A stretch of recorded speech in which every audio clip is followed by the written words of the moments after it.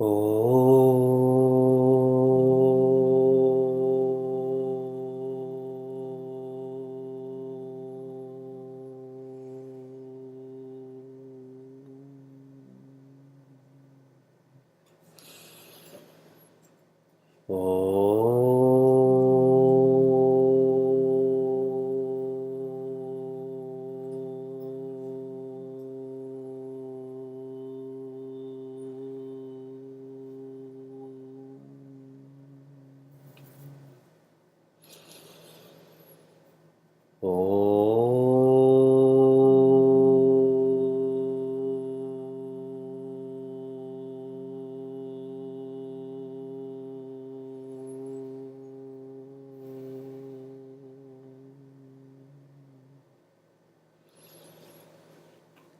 Om Vakratunda Mahakaya Suryakoti Samaprabha Nirvignam Kuru Me Deva Sarvakaryeshu Sarvada Saraswati Namastubhyam Varade Kamarupini Vidyarambham Karishyami Siddhir Bhavatu Me Sada Gurur Brahma Gurur Vishnu Gurur Devo Maheshwaraha Gurudeva Param Brahma Tasmai Shri Gurave Namaha. Narayana. Hari Om and good evening from Niagara Falls. If you have a savings account, if you have a mortgage, many of our Chinmay Mission centers that are growing, and we have mortgages at our centers, most financial instruments use compound interest. The more you save, it grows exponentially. The more you owe, this grows exponentially. That applies to financial instruments. This applies to a subjective science far more. If you think of a Jnana Yajna, suppose I come to your center. I come once a year, I come for 4 days, and I speak on a section of Srimad Bhagavad Gita or Ramayana or a self-development theme. So 4 days out of the whole year. That's an event. The evolution of that event is to be part of a study group where the quantity is growing. It goes from 4 days a year to 40 days a year.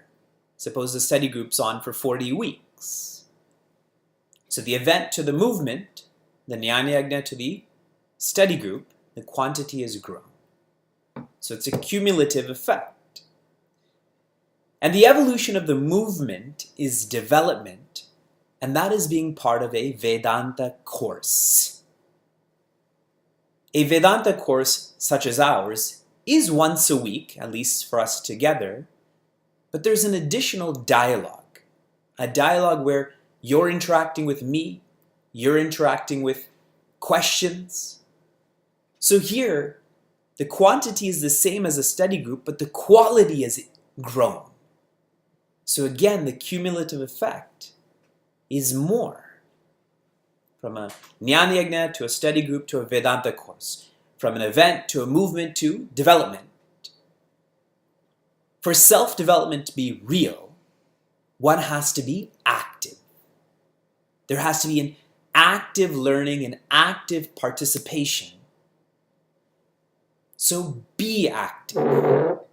Whenever you think of this Vedanta course, be active. Because that's the only way that we'll develop enough inward momentum for all that we're studying to be real and not just theoretical. We completed chapter 6 with the vision of someone who's learned how to contemplate, someone who's reached meditation. And how did they reach that? They first learned the external preparation and the internal preparation. The external preparation was balance. The internal preparation Clean, simple, inspiring. With this preparation comes the process. The external process was to be introvert. And the internal process is be. That takes us from contemplation to meditation. As I've mentioned to you many times, whenever you hear such thoughts, you should ask yourself, what does this feel like? External preparation, which I said is balance, this is when we become deeper. When you're deeper, you become more balanced. You're not subject to pressure from people, pressure from circumstance to stay up later, to eat this, to not work, or to work too much. You don't give in to pressure for those who are deeper. What does internal preparation feel like? One becomes simpler. They think in a more simple way, they speak in a more simple way. There's transparency. So one is deeper, one is simpler. What does the external process feel like? One is quieter. One is able to sleep more easily, wake up more easily, focus more easily. Quiet. And what does being feel like? One is more cheerful. Because being is contentment. As you move closer and closer to contentment, you become more and more cheerful. So ask yourself, over the last 40 weeks, have you become deeper? Have you become simpler? Have you become quieter? Have you become more cheerful? And if yes, then you are going from movement to development. Someone who lives by contentment, the hallmarks of them, the first is equality. They have equality when it comes to objects. They do not assign objects any subjective value. In other words, they do not depend on objects for completion. Now that's only possible if one is already complete. One doesn't project them. And we can try this by not depending on materials.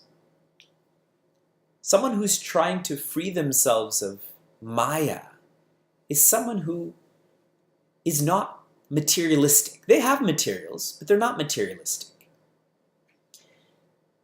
So they live by equality and they live by empathy.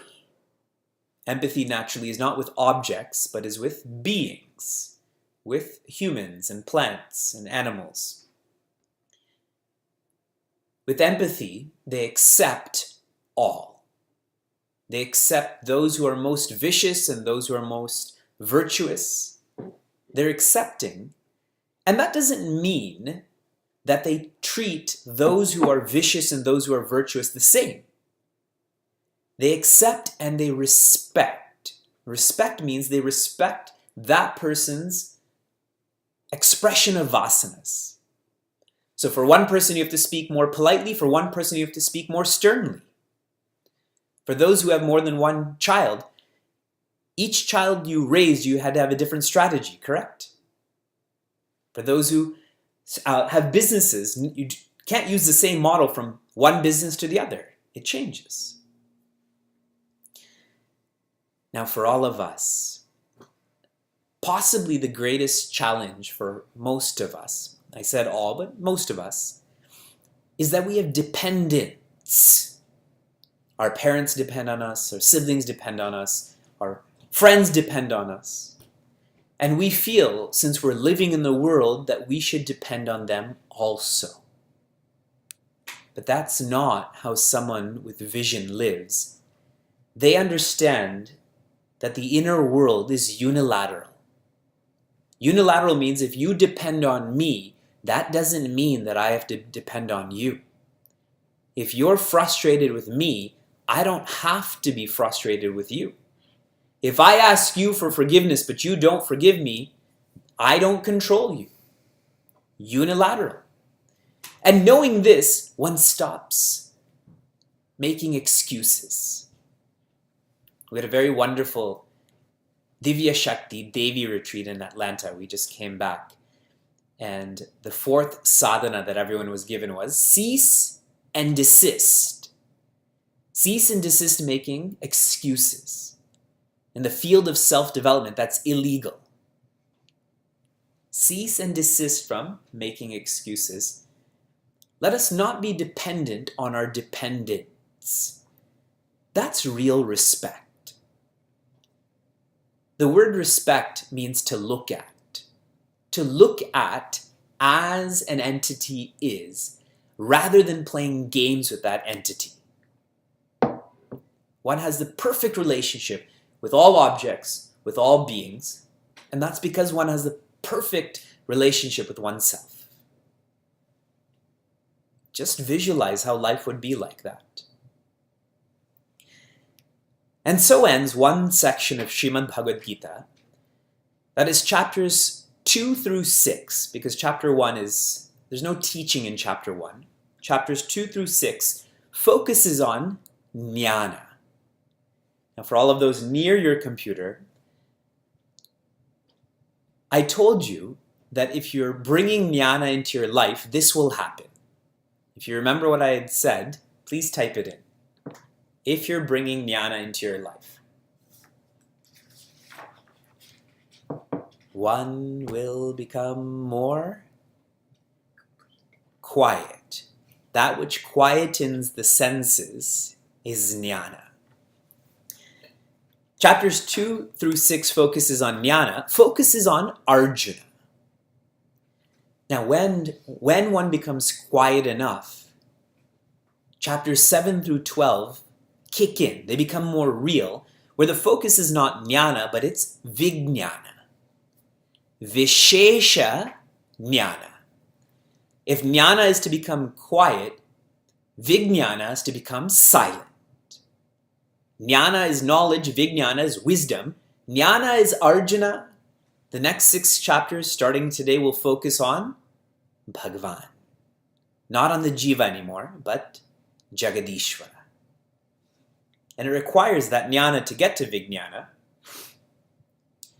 Knowing that what one is going to be experiencing is going to become more intense, Bhagavan Krishna begins chapter 7 by saying, listen.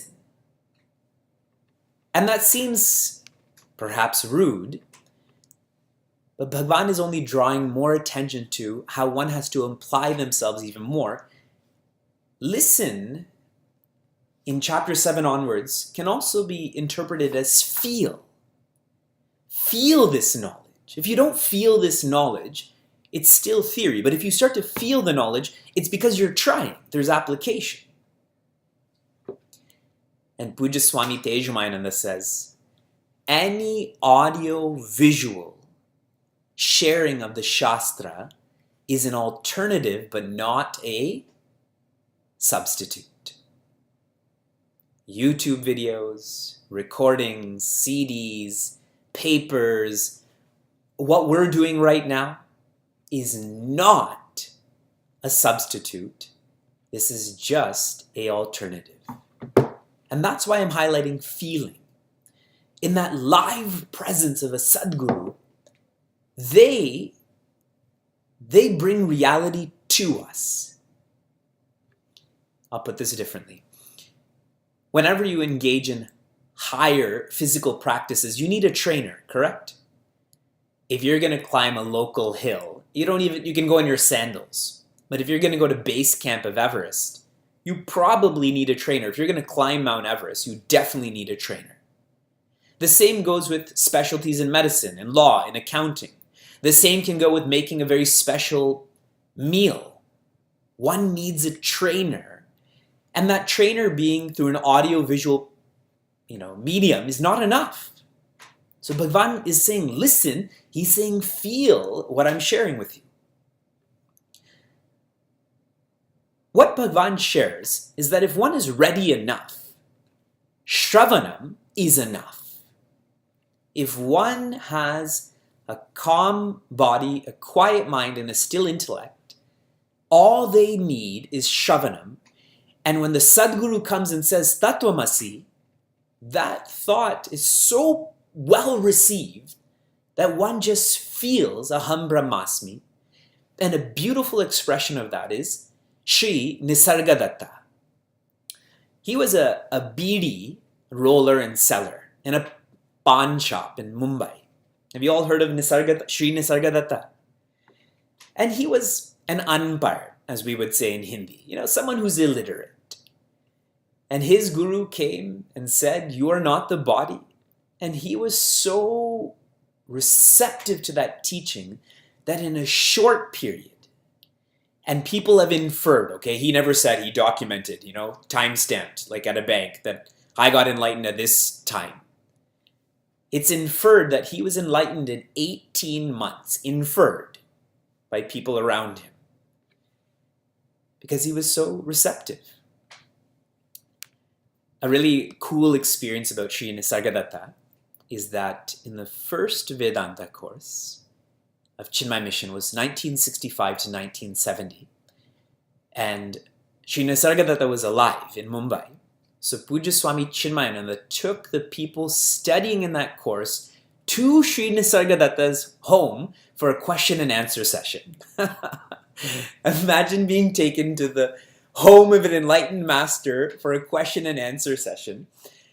And one of the students had asked a useless question. It was a very Maya-oriented question. And Sri Nisargadatta said, you should all ask better questions. And that's a teaching in itself, isn't it? You should ask better questions.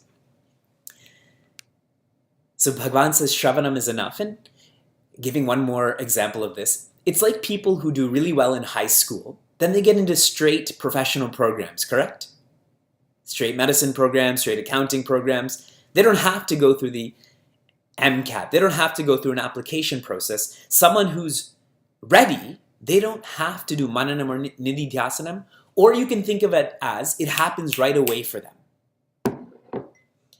Maybe Bhagavan also shares this because he's tired of teaching. He's sarcastically telling Arjuna, the ready students, and he's staring at Arjuna, would be finished. But now here I am starting with chapter 7.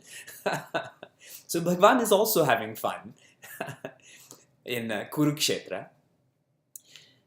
Here are 4 gauges of if you are listening. If you are a powerful practitioner of Shravanam. Here are the 4 gauges. Number 1, you are open. And I'm not referring to your ears. You don't have a choice about that. You're open-minded. And what does it feel like if you're open-minded? It means you're there to change. You are there to change. Someone who's open is someone who's open to change. Number 2, you are ready. You are ready means, how this feels, you are ready to work. You are ready to exert. We are open to change, but then you have to put in effort to change. So open and ready. Number 3 is to have a love for one's guide and for one's manual. So the Sadguru and Shastra. To have a love for the guide and for the manual. Anyone you love, you try to become like, isn't it? Mm-hmm. If you love people who cook in a certain way, if you love how a certain person drives, you start to become like that. That's why love is important. The guide is trying to take us to the manual is trying to take us to God. So if we start to love them, we start to become like that. And number 4 is respect. One has respect. And being respectful means you're ready to be guided. Ready to be guided. Because some people have a love towards certain people, but they're not ready to be guided by them. We see that happen a lot with our family, isn't it? Our family tells us something and we totally fight back against that. But when someone else says something, then yeah, you're right. Even though our family's been telling us that for years. It's because we love our family, but we don't respect our family. So open, ready, and then love and respect. Respect for the Sadguru, respect for the Shastra. That this will guide me to God, to Bhagwan. After Bhagwan shares the importance of Shravanam, Bhagwan says that we're all experiencing 3 Js.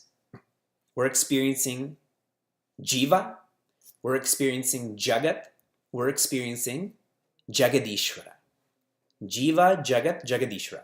That's what we're experiencing all the time. I'm experiencing Vivek, I'm experiencing this kitchen, I'm experiencing the one who's created the kitchen and Vivek also. And Prince Arjuna asks Bhagwan, who is the Jiva? Who is the Jagat? Who is the Jagadishvara? And not just who, what is the nature of Jiva? What is the nature of Jagat? What is the nature of Jagadishvara? And for anyone who's carefully thinking about all of this, that person knows there is only Jagadishvara. There is no Jiva, there is no Jagat, there's only Jagadishvara. And using a worldly example of this, you have a wave, which is the Jagat. Sorry, the wave is the Jiva, then what becomes the Jagat? The ocean. And what's Jagadishvara? The water. So you have the wave, the ocean, the water. Which one is most real? Which one is most fundamental? If that wave says, look, I'm growing and I'm dying, then the ocean laughs. There's no wave, there's only the ocean. The ocean says, I'm Atlantic, I'm Pacific. The water laughs, saying there's only water. We get it at a jnana level, but do we feel that at a vijnana level? Bhagwan says, if you feel this, you will live accordingly. And living according to this understanding that there is only Jagadishvara, one does not get lost in the effects. One is holding on to the cause and still living with the effects. How many of you have been to Haridwar? By a show of hands, you've been to Haridwar? What is the most famous activity to do in Haridwar? To go to Ganga Aarti, correct? And during the day, if it's warmer, then some people go down that ghat to dip in the Ganga. Now those ghats are steps that lead into the water, and there's always a chain there because the water flows, and many people in India don't know how to swim. So, to really experience the Ganga, you have to hold on to that chain, climb the steps down, and then experience Mother Ganga. That chain is like knowing the cause. I'm grounded in that, and then you enjoy the effect. But if I don't have that chain, there's fear that I'm going to get swept away in all of this. That's what happens to us if we don't know the cause. Hence the importance of chapter 7 all the way through 12. Bhagwan continues. I'm on section 7.3 now. This is one of the most lovely shlokas in Srimad Bhagavad Gita. It's one of the most lovely sections of Srimad Bhagavad Gita where Bhagwan talks about how precious what Bhagwan is teaching is to Prince Arjuna. How precious it is those who came before Bhagwan and after Bhagwan who are in this field and leading up to that. Whatever you and I are identified with, we will find utility accordingly. Whatever I'm identified with, that identification will drive my utility. Okay? I'll give you a worldly example. Suppose there's a 4-year-old girl and there's a mother who knows a lot about expenses, and then there's a father who's more sentimental. And this 4-year-old girl has a birthday party. And people go and buy this 4-year-old girl a gift, and now they're at home and they're opening up the card. So the daughter and the mother and the father are there. And they open up this card. For the girl, and in the card is the envelope, the money, and then there's the card with the message. For that 4-year-old girl, what's most valuable? The paper, correct? The envelope. Because she's just learning about her hands. She's learning about colors. She wants a surface to write on. Now, the mother who knows about expenses, we have to buy this and we have to send our daughter to school. What's of utility to her? Not the envelope, not the card, but the money. We have cheap friends. They should give us more. And now for the father who's more sentimental, more poetic, he's unconcerned about the envelope or of the money. He wants to know, what did our friends write? Such poetry that Hallmark comes up with or that someone has written. It shows whatever you're identified with, you find utility accordingly. Now, what are we driving ourselves towards? PQ, IQ, EQ, the physical quotient. I go for Botox because I don't want my cheeks to be so sunken in. Because I'm identified with this body. IQ. So I take all of these tests and then I post about these tests also. EQ. I take these personality tests. I'm more of a green person. I'm not so red. And on and on and on. Because that's all we're identified with. Body, mind, intellect. We have been like this, and I actually feel like we're driving this more. The amount of classes that kids can take after school is surreal. That itself is Maya. I said Facebook is Maya 2. Maya 3 is extracurricular activities. You can take every instrument, every class. Just in math itself, you can spend all day, every day. And what are we doing? Keep on driving that at PQ, IQ, EQ. But for some, Bhagwan Krishna shares here, for some, that identification with the body, mind, intellect is broken. They don't cling on to that, I look like this, I feel like this, I think like this. Those people are ones who know there's more to life than meets the eye.